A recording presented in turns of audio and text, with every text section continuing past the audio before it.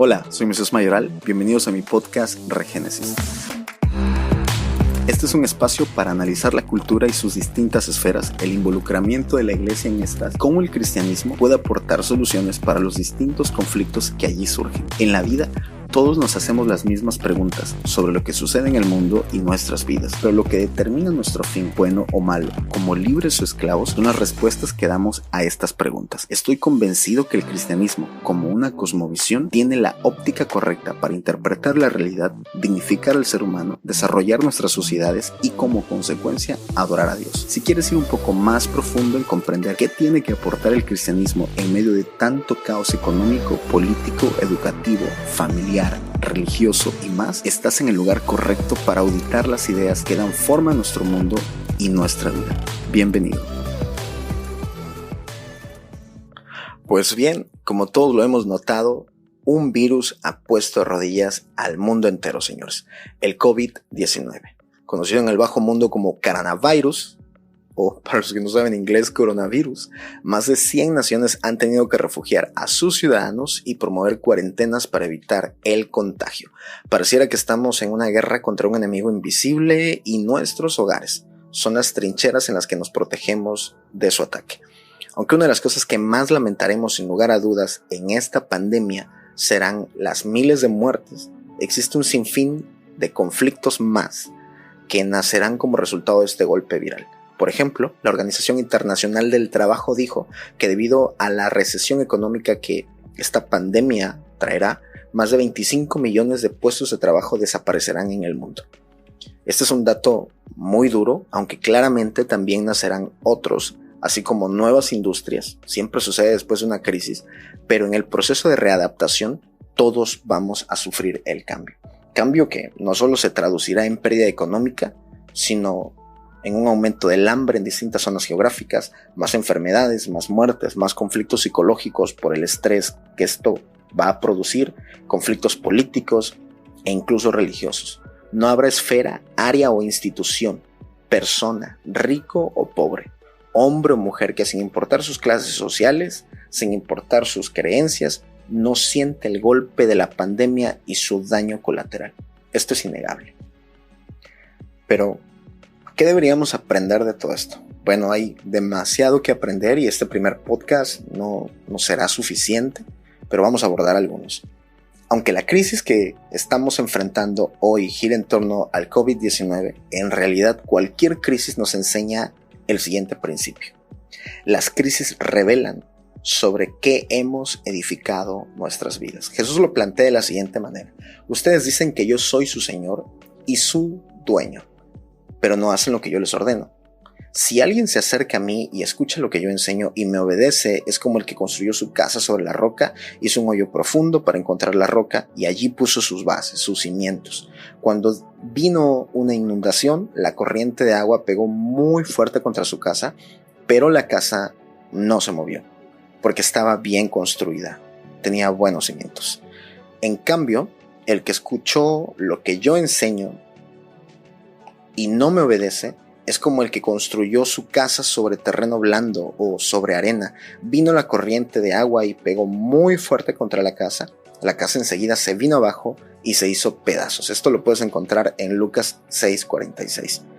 Pero, como dijo Jack el Destripador, vamos por partes y vamos a intentar comprender el alcance de las palabras de Jesús. ¿Qué está tratando de decirnos?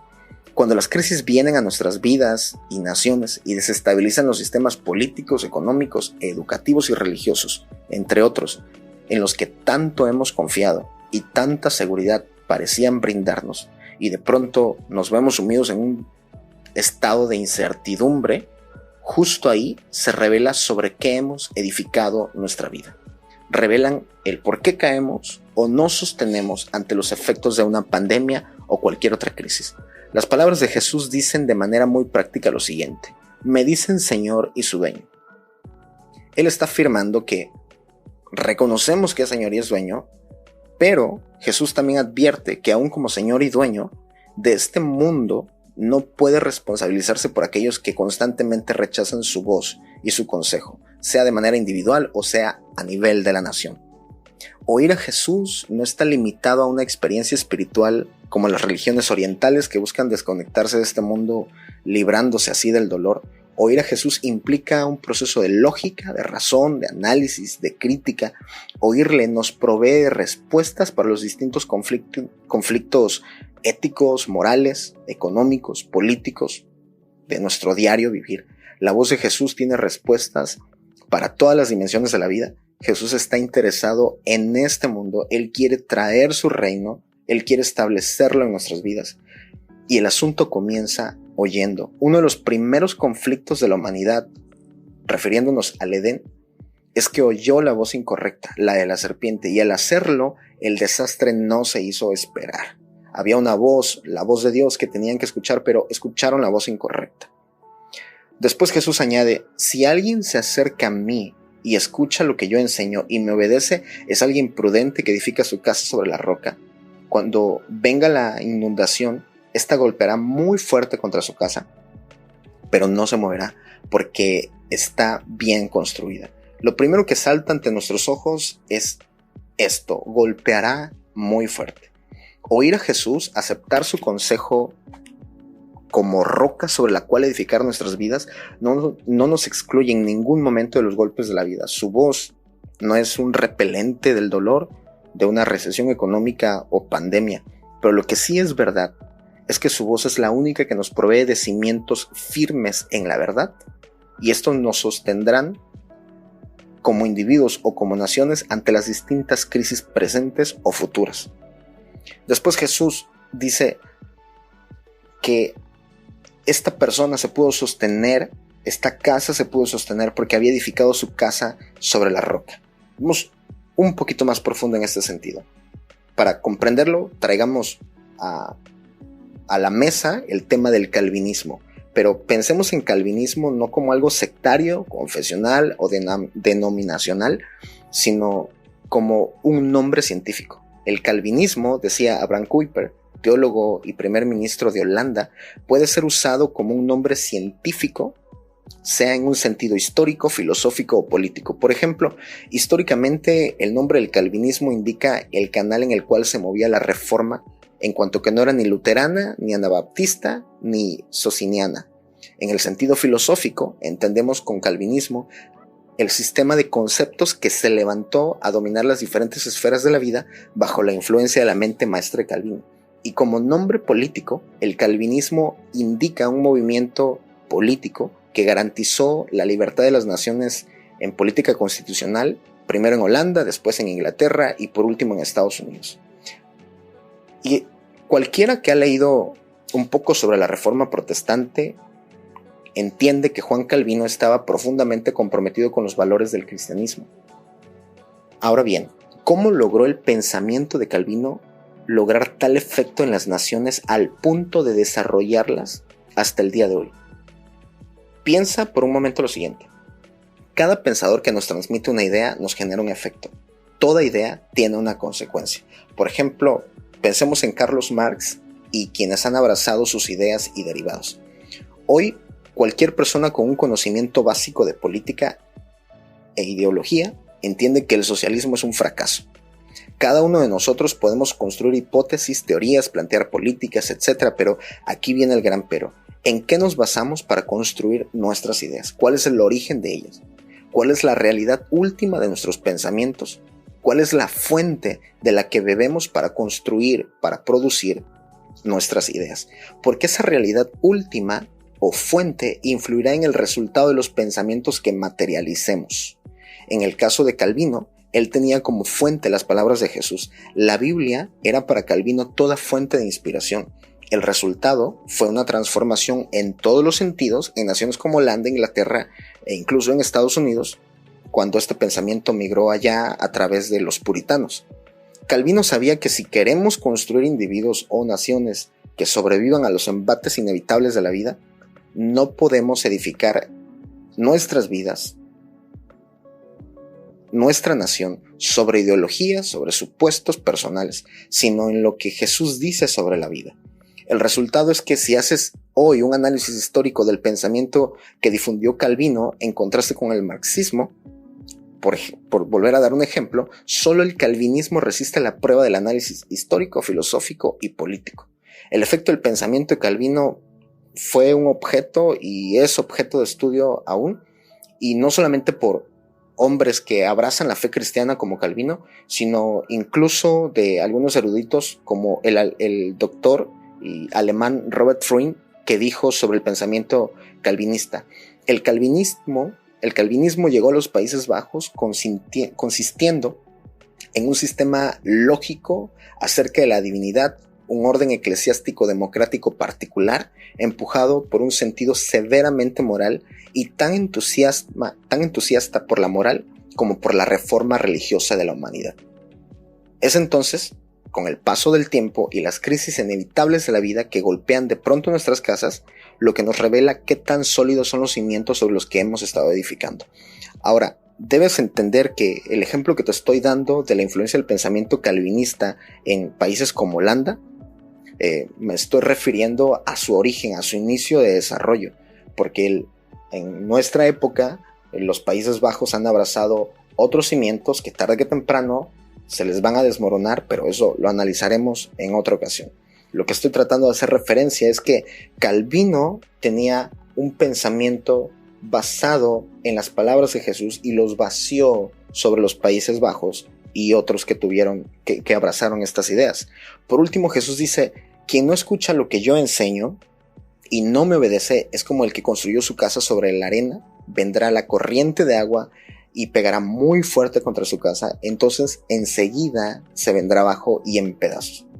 Otra versión dice: fue grande su ruina. Entonces, tanto el prudente como el necio enfrentan crisis. Pueden ser las mismas, no importa, pero solo uno se sostiene ante ellos, ante estas crisis. Aquel que hizo de la verdad de Jesús su base, su cimiento. Es lógico que nadie quiere ver su vida, su nación en ruinas, pero al ignorar la verdad de Jesús, obligadamente abrazamos la mentira. No hay un terreno neutral. Y si abrazo la mentira, y si abrazo supuestos incorrectos, y si tengo los cimientos incorrectos, el resultado, tarde que temprano, va a ser la ruina. Sea una pequeña crisis o sea una pandemia mundial, obviamente nos van a destruir. Vamos a hacer un análisis muy rápido de los efectos que está teniendo el COVID y los cimientos que está revelando tanto de los individuos como de las naciones. Vamos a comenzar en lo individual. ¿Qué es lo que el COVID está revelando en muchísima gente? El temor. Millones de personas pasan sus vidas sumidas en el hoy, en disfrutar el momento. De inicio pareciera que pues todo está en orden. Es común, una sociedad que está en busca de la felicidad no tiene tiempo para preocuparse por el mañana, por la muerte, pero en realidad esa búsqueda obsesiva por el placer es una evasión de la realidad. Su hedonismo, esa vida entregada al placer y al deleite personal, es un placebo ante el dolor inminente que todos, tarde que temprano, enfrentaremos. Apenas nos llega un pequeño oleaje y nuestro temor nos lanza a acaparar todo lo necesario para vivir. Pero, a ver, pensemos en toda esta gente que grita a los cuatro vientos esta filosofía de a comer y a beber que el mundo se va a acabar. Al parecer no les quedan muchas ganas de comer y beber cuando la crisis real les golpea. No compran en exceso porque así podrán sobrevivir. Es imposible. ¿En verdad creen que decenas de botellas de gel antibacterial, tapabocas y enormes cantidades de papel higiénico, qué raro, ahuyentarán la muerte que tarde que temprano le verá a los ojos? ¿No son las compras de pánico una muestra de que mucho de lo que decimos como disfrutemos la vida hoy, mañana no sabemos, es una falacia? ¿Es una mentira que nos decimos todos los días para evitar la realidad del dolor? Los seres humanos somos como niños que se aterran cuando la marea sube. A muchos se nos acaba el ateísmo de papel cuando sienten que no pueden respirar. La crisis les está diciendo: has edificado tu vida sobre la incertidumbre, sobre cosas vanas y temporales. No tienes nada seguro, solo la muerte. ¿Y sabes qué? Estás aterrado ante ella. Pero también nos ha hecho la gran revelación del egoísmo. El COVID-19 está revelando el gran egoísmo en el que estamos sumidos. El egoísmo, como escribí hace unos días, Es el fruto podrido de la civilización que ha abandonado el origen de su desarrollo. A nuestra civilización le importa poco quién necesita más. Les importa su saciedad de pan. El origen para el desarrollo de Occidente, en resumen, es esta idea. Dios nos ha hecho a todos igual, todos somos amados por Él, y así todos podemos transformar el mundo que habitamos. Pero tal origen ha ido muriendo en la conciencia social. Incluso lo celebramos. Nos agrada la idea de que Dios no exista porque nos estorba en nuestro camino a la abundancia rapaz. Nuestra civilización, como nunca, ha edificado su abundancia sobre la idea de que Dios ha muerto. Pero, ¿Dios ha muerto en verdad? Si el Dios que se preocupa por los desválidos, los huérfanos, la viuda, los ancianos, los extranjeros, ha muerto, y al convencernos de que este Dios ha muerto, entonces negamos nuestras responsabilidades con el prójimo. Demandamos derechos, pero evadimos responsabilidades. La conciencia social de que Dios ha muerto potencia nuestro egoísmo. Por eso vaciamos los supermercados, por eso acaparamos todo cuanto podemos y nos da igual si nuestros ancianos mueren, porque embrutecidos por nuestro egoísmo hemos renunciado a la idea de bien común, de misericordia, de compasión. ¿Por qué? Porque esta idea solo puede venir del Dios que suponemos que ha muerto y nos pide ser buenos. Pero si este Dios ha muerto, ¿por qué considerar el bien de mi prójimo? Nos estamos pudriendo en nuestra abundancia, en nuestro egoísmo. Es por eso que si la moral que provee el cristianismo no está presente en la sociedad, la filosofía reinante será primero yo y que el resto se pudra. Lo grave de esta filosofía es que ese resto puede ser nuestros abuelos, nuestros amigos u otros seres queridos. Vamos a pensar ahora en algunos países y vamos a comenzar por España. ¿Qué está revelando el COVID-19 en España? Hay algo a lo que yo he llamado la brecha que acorta el COVID-19. Déjame, te lo explico de la siguiente manera. El pronóstico que se tiene para España en el 2030 no es muy alentador. ¿A qué se debe? A su fondo de retiros y pensiones. Esto plantea un problema económico muy serio. De manera muy sencilla, el resumen es este. Hay una generación que deja de laborar, pero no hay quien la releve. Según un estudio de la Universidad de Washington en el 2040, España será el país con más ancianos en el mundo. Dentro de 15 años, según los datos extraídos de las proyecciones de población 2018, 2068 y proyección de hogares 2018-2033 realizadas por el Instituto Nacional de Estadística INE, en el 2033 España superará los 49 millones de personas. Pero, presta atención a esto, pero será una población 25% envejecida y cada vez más sola. Surge una duda, ¿por qué estos datos nos importan en plena pandemia? ¿Y a qué se debe que en el 2033 el 25% de la población en España tendrá 65 años y carecerá de una generación que los releve? ¿Por qué nos debe importar? Por ejemplo, que estos datos hasta el 1 de enero del 2012, o sea, hace 8 años, en más de 1000 pueblos españoles no tenían registrados el nacimiento de un solo niño. O sea que si hace 8 años nació un niño, es muy pequeño todavía para entrar en la etapa de relevo de lo que estoy tratando de hablar. Importan estos datos porque estos datos es una radiografía del resultado de la estadística en sus proyecciones sobre población y hogares basados en las tendencias actuales de fecundidad, mortalidad y migraciones en España. Vamos a centrarnos solamente por un momento en fecundidad y sus relacionados. España, atención a esto, España legalizó el aborto en 1985. Sabemos que el aborto puede practicarse por muchas causas, riesgos de la madre, anomalías en el feto, abusos, etc. Pero hay una variante interesante que todos los pro-aborto evaden, y es que cuando se legaliza el aborto se abre la puerta a que las personas tengan opción a evadir sus responsabilidades como padres y madres y deshacerse de una vida que se gesta en el vientre por simple petición, es decir, de manera voluntaria. En otras palabras, la mujer decide no continuar con el embarazo porque el bebé en su vientre estorbará su carrera universitaria, laboral o simple y sencillamente no planeaba ser madre, y su nacimiento limita su vida de placer personal, sea este placer viajes o una vida plena entre comillas con su pareja.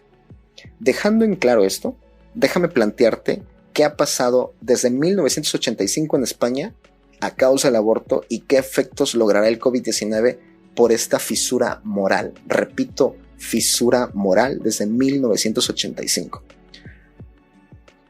En el 2018, en España, nacieron 20.044 niños menos que en 2017, con lo que el número de nacimientos ha bajado un 5.18%. La tasa de natalidad en España en 2018 fue del 7.94%, una tasa de natalidad muy baja, y el índice de fecundidad de 1.26. ¿Cómo ha llegado España a estos números? Aquí viene lo interesante. Por favor, toma nota si quieres de esto.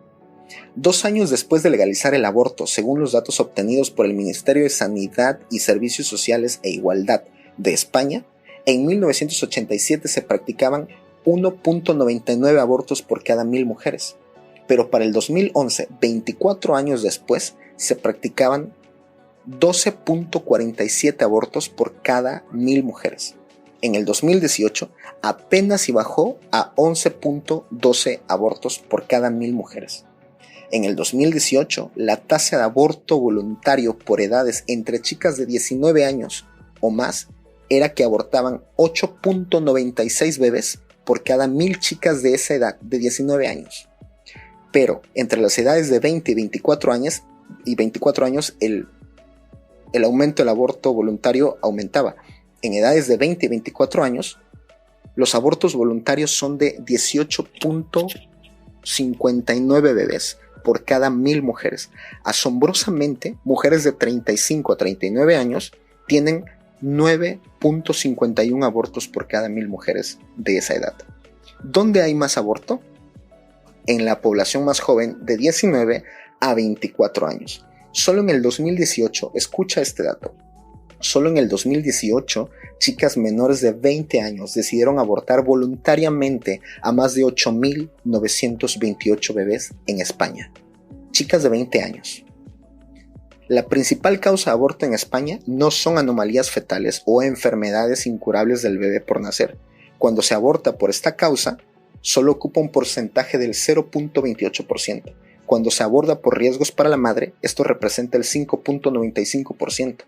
Entonces, ¿cuál es la mayor causa de aborto en España?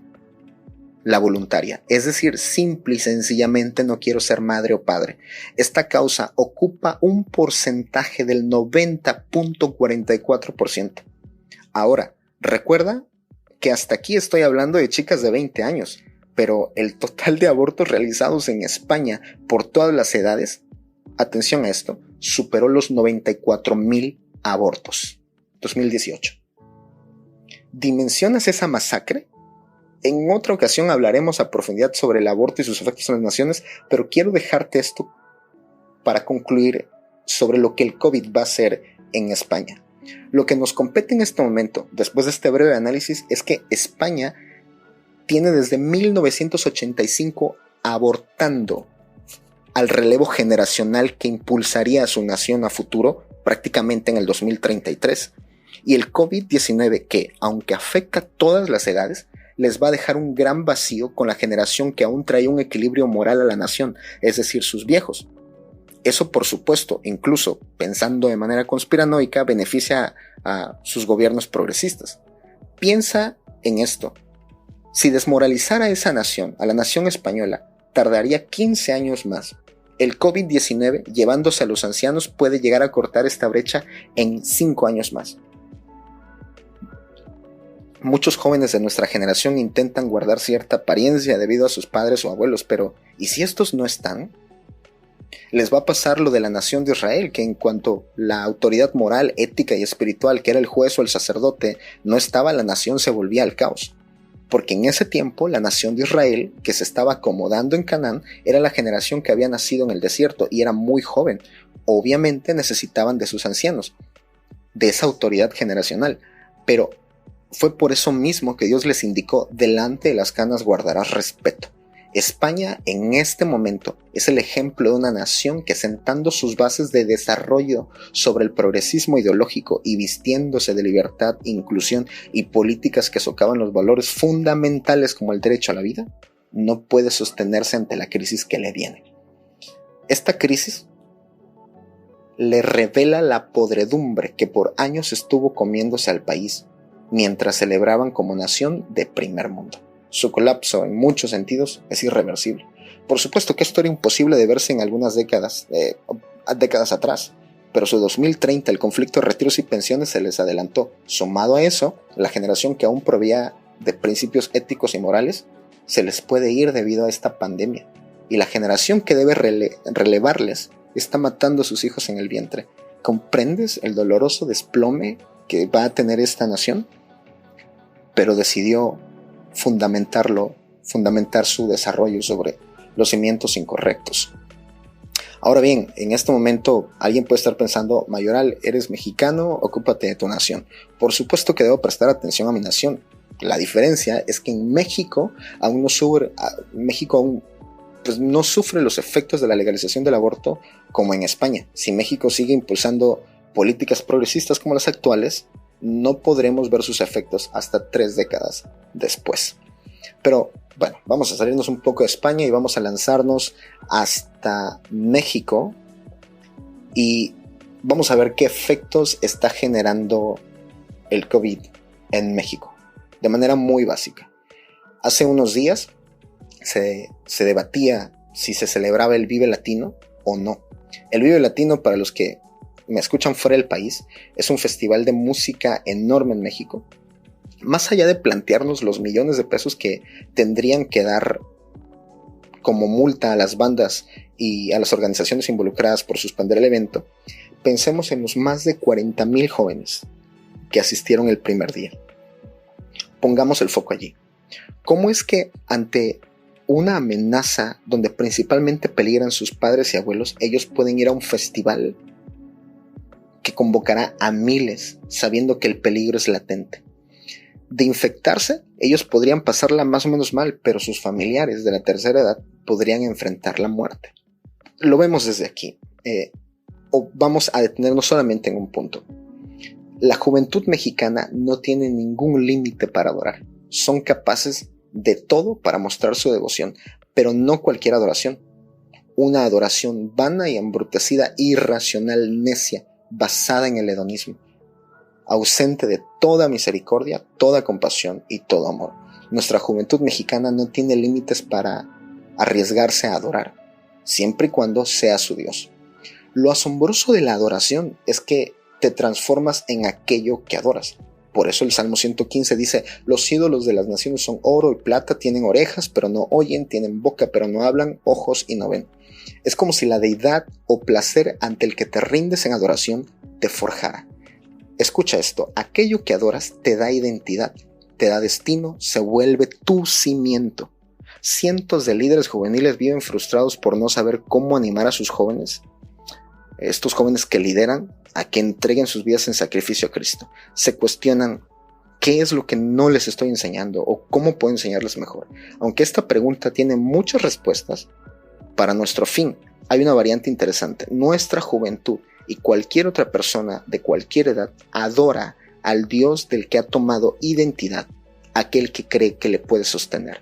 La realidad con la que nos encontramos tarde que temprano es que todos nuestros dioses y placeres no pueden darnos seguridad de vida eterna, no nos dan la seguridad eterna, nos dan un placer solamente temporal y nos forjan para este tiempo, pero no pueden sostenernos para la eternidad. Ahora vamos a hacer un salto enorme hacia Argentina. Argentina es otro país que muestra las bases sobre las cuales ha edificado su nación. El día 17 de marzo, el periodista Eduardo Feynman cuestionó en su programa a Nicolás Kreplak, viceministro de Salud de la provincia de Buenos Aires, por la compra de 80,000 pastillas de misoprostol. 80,000 pastillas de misoprostol, con valor de 15 millones de pesos argentinos. ¿Y para qué son estas pastillas? para ayudar a los enfermos por coronavirus? No. Estas pastillas tienen un fin abortivo, es decir, la nación argentina está expuesta a una crisis real de salud por esta pandemia y ellos están preocupados por cumplir una agenda ideológica. ¿Importa la salud? Bueno, la salud a ellos solamente les importa si tiene que ver con una agenda política. La provincia de Buenos Aires tiene una población de cerca de 17 millones de habitantes y esta misma provincia solamente tiene 300 respiradores que ni siquiera les han dado mantenimiento. 0 pesos de inversión ante los posibles efectos de la pandemia. 0 pesos por lo menos hasta el momento en que Eduardo Feynman encaró al viceministro de Salud. Según los reportes, el 7 de marzo, el día en que el primer argentino moría debido al COVID-19, ese mismo día el gobierno estaba gastando 15 millones de pesos de misoprostol. Al parecer hay prioridades, ¿no? ¿Cómo es que una nación como Argentina antepone la necesidad de comprar pastillas abortivas antes que prestar atención a los verdaderos problemas de salud de la pandemia? Sobre todo, que está viendo que en diferentes naciones están colapsando sus sistemas de salud, sus hospitales y ellos comprando pastillas abortivas. Su problema radica en las ideas sobre las que han edificado la nación. El filósofo George Grant dice algo muy interesante. Él dice, son las ideas las que producen las consecuencias más poderosas. Cuando las ideas correctas son la fuerza motriz de nuestras acciones, todo lo demás se añade a su tiempo. Pero cuando estamos plagados de ideas incorrectas, nuestros planes mejor delineados inevitablemente acabarán en nada. Consideremos los resultados desastrosos de muchos bien intencionados esfuerzos del siglo XX para ayudar a los pobres. Sumas astronómicas de recursos, brillantes estrategias y programas llevados a cabo con determinación se han frustrado a cada paso debido a las filosofías inadecuadas, inconsistentes o injustas. Y termina diciendo, lo mejor que tenemos para dar es insuficiente si está comprometido con ideas incorrectas. Lo quiero resumir así. Argentina está haciendo cosas profesionalmente y legalmente inútiles. Sus ideas tienen un compromiso con cimientos de arena. Todo su esfuerzo termina siendo una torpeza. Pero aún hay más. Vamos a considerar las palabras de Nancy Pearcey, que es una filósofa también muy importante. Ella dijo lo siguiente: las ideologías basadas en ídolos son invariablemente deshumanizadoras y si no se toman medidas, conducen a la represión, coerción, opresión, guerra y violencia. El derramamiento de sangre y los campos de exterminio producidos por ideologías idólatras no fueron una violación de sus principios, sino manifestaciones lógicamente coherentes de su cosmovisión. Dicho de otra forma, ¿por qué los nazis mataron 6 millones de judíos? Piensa un momento, ¿cómo es que los nazis lograron matar 6 millones de judíos? ¿Y todos los alemanes prácticamente aplaudieron eso? Bueno, porque sus ideas, su marco legal, su estructura social y todo lo que poseían se basaba en ideas que les convencieron que su actuar era correcto. Jamás en ningún momento los nazis creyeron que estaban actuando mal. De hecho, hay una escena muy famosa tomada de un sketch sobre un diálogo de 2 soldados nazis, seguramente la has visto, donde 2 soldados se cuestionan, ¿somos los malos? Nuestras ideas pueden volverse ídolos que nos hacen creer que todos están mal, menos nosotros.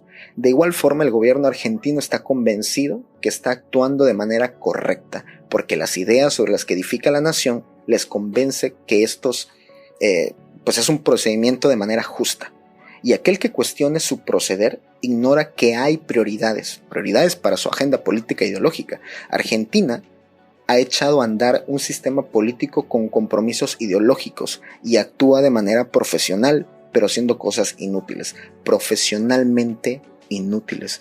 Sus ideas les llevan a actuar en congruencia, y si estas ideas les llevaran a matar gente, como en la época nazi, o apoyar la muerte de inocentes a través del aborto, no sentirán remordimientos, porque están actuando en congruencia con sus cimientos. Pero ahora que la pandemia les golpee, ¿van a poder sostenerse? En las próximas décadas, Argentina va a poder celebrar que compró 15 millones de pesos de pastillas abortivas, pero que no invirtió en el verdadero problema de salud? Sus cimientos tienen muchísimas fisuras. Por último, quiero hablar un tema que es una crisis que constantemente sale a luz, pero parece no posicionarse mucho, aunque en miles de mentes ya está viva.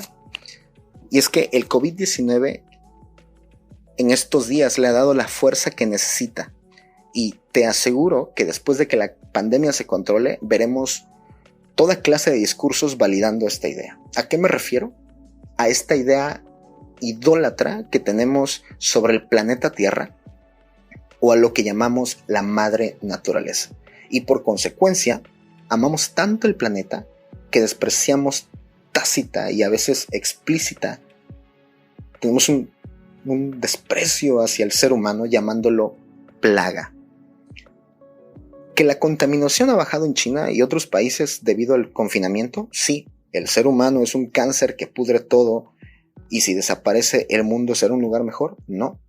Yo no veo a las personas que afirman que el ser humano es lo peor que le ha pasado al planeta haciendo un suicidio colectivo para darle un respiro al planeta que tanto aman. Sus afirmaciones parten de una hipocresía donde afirman que el ser humano es la plaga, pero quien afirma que somos una plaga es otro ser humano que, en caso de encontrarse en peligro, por mucho que quiera defender a los animales, jamás el nivel de conciencia animal podrá luchar por él.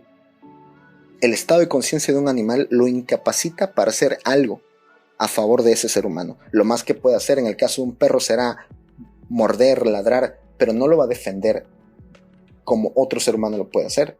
Yo creo que justo en ese momento se le va a acabar la idea de que el humano es una plaga. Mira, Dios no tiene ningún problema con los animales. Para Dios los animales tienen una función en el planeta, pero esta función bajo ninguna circunstancia usurpa el lugar de honor que el ser humano ha recibido de parte de Dios. Cuando Dios creó al hombre, puso de él mismo en la humanidad. Lo que nos hace distinto a los animales y nos coloca por encima de toda la creación no es que tenemos alma. Miles de animales tienen alma. La diferencia es que nuestra alma tiene el sello de Dios. Somos su imagen y semejanza. Pero nos independizamos del Creador y ese es el verdadero problema. El hombre, al independizarse de Dios, deja de ser un cultivador y guarda de este mundo y empieza a abusar de este mundo, incluyendo animales y otros seres humanos. ¿Por qué mató Caín a Abel? Piénsalo por un momento. Porque la imagen de Dios ya había sido distorsionada y cuando la imagen de Dios es distorsionada en mi prójimo es más fácil hacerle daño. Ha sido el pecado lo que ha hecho que el hombre abuse de la naturaleza. La verdadera plaga no es el hombre, sino el pecado en el hombre. Por supuesto, es mucho más fácil llamar plaga a la humanidad que a un perro callejero. Un perro callejero no demanda el mismo nivel de interacción, amor, sacrificio y entrega como te lo demanda un ser humano. Valorar más la naturaleza y su creación que al encargado de la creación, que es el ser humano, nos revela que hemos edificado el valor del ser humano sobre ideologías que tarde que temprano nos van a hundir. Algunos dicen que mientras más conocen a los seres humanos, más quieren a sus animales, pero yo diría que mientras más ames a los animales y pongas en segundo lugar a la dignidad del ser humano, menos se debería confiar en ti. El discurso del calentamiento global y salvemos al planeta tiene una verdad. La verdad es que debemos hacernos responsables del mundo en el que Dios nos puso, pero también tiene un montón de mentiras con fines políticos, entre ellos seguir distorsionando la imagen de Dios en el hombre. El resultado será que se puede ejecutar todo tipo de abusos sobre una civilización a la que se le ha negado un lugar de honra por sobre toda la creación. Dios no tuvo reparo alguno en decirle al hombre gobierna sobre todo animal. ¿Por qué nosotros sí? Porque nos han vendido la idea de que somos una plaga y los animales inocentes y la naturaleza son mejor que nosotros. Eso es falso. La única forma de respetar la naturaleza es respetando al creador de esa naturaleza. La naturaleza no es una persona que demanda devoción y que posea vida independiente de quien la creó. Respetar la naturaleza no puede independizarse del creador. Solo un respeto profundo al creador nos hará cuidar su creación. Las políticas en este punto se vuelven inútiles, los movimientos se inclinan al error, los intereses se corrompen.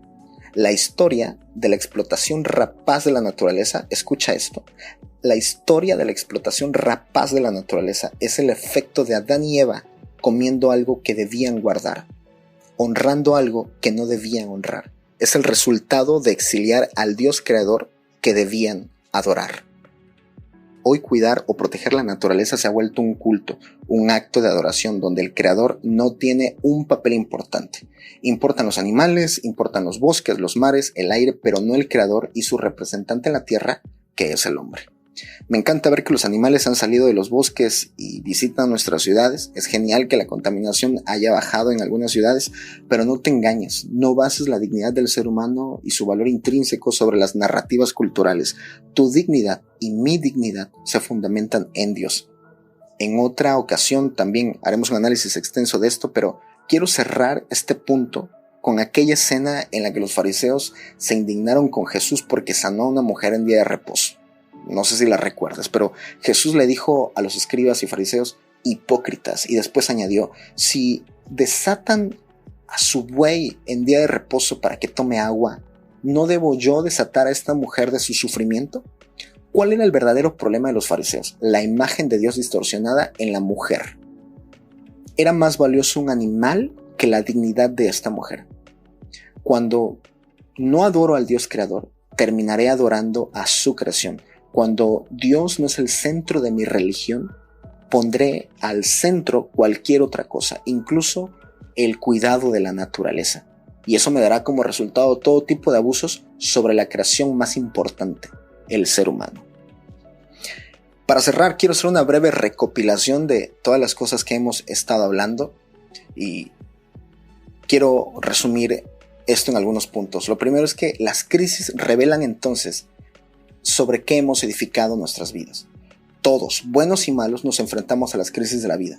Llámese coronavirus, guerras, temblores, enfermedades y más. Nuestras ideas tienen un origen y ese origen se volverá nuestro cimiento. Cuando elegimos sobre qué edificar nuestras vidas, no podemos medir los efectos a corto plazo. Es el tiempo y las olas que golpean nuestra casa, nuestra nación, lo que revela si estábamos sobre una roca o sobre arena.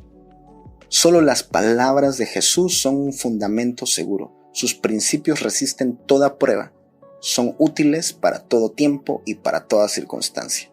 Por último, muchos están preguntando, ¿moriremos? ¿Se va a poner peor? El asunto, querido amigo, no se trata de si se pone peor. El asunto se trata sobre qué has edificado tu vida. ¿A qué responden tus ideas? ¿Van a resistir los embates de la vida? Si no, es momento de cambiar de cimientos en nuestra vida y en nuestra nación. Hazlo pronto porque, aunque me gustaría decirte que todo va a mejorar, lo cual en cierta medida es verdad, la realidad es que en muchos sentidos será más difícil y a veces peor. Pero aquellos que confiamos de verdad en Cristo, aquellos que hemos puesto a Jesús como cimiento, podemos estar seguros en que ni la vida, ni la muerte, ni lo alto, ni lo profundo, ni el COVID-19, ni el futuro, que a veces parece tenebroso, podrá separarnos del amor de Dios. Tenemos una esperanza gloriosa en Dios. Nuestra esperanza no avergüenza. Confiamos en el Dios hecho carne que dijo, en el mundo tendréis aflicción, pero confiad, yo he vencido al mundo. Así que revisa tus fundamentos y nos oímos pronto.